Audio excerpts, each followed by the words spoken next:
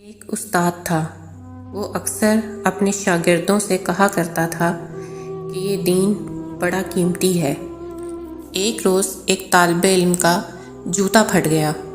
وہ موچی کے پاس گیا اور کہا، میرا جوتا مرمت کر دو، اس کے بدلے میں تمہیں دین کا ایک مسئلہ بتاؤں گا۔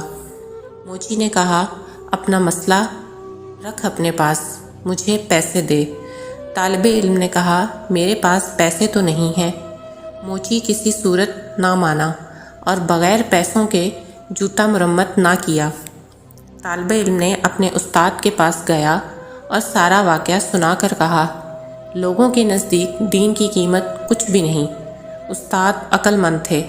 طالب علم سے کہا، اچھا تم ایسا کرو، میں تمہیں ایک موتی دیتا ہوں، تم سبزی منڈی جا کر اس کی قیمت معلوم کرو۔ وہ طالب علم موتی لے کر سبزی منڈی پہنچا اور ایک سبزی فروش سے کہا، اس موتی کی قیمت لگاؤ۔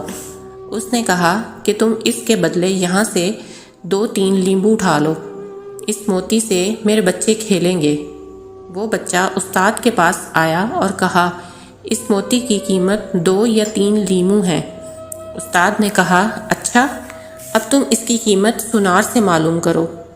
وہ گیا اور پہلی ہی دکان پر جب اس نے موتی دکھایا تو دکاندار حیران رہ گیا۔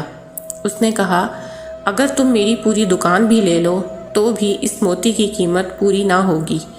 طالب علم نے اپنے استاد کے پاس آ کر ماجرا سنایا۔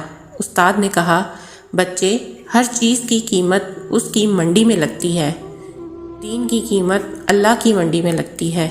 اس قیمت کو اہل علم ہی سمجھتے ہیں، جاہل کیا جانے دین کی قیمت کیا ہے۔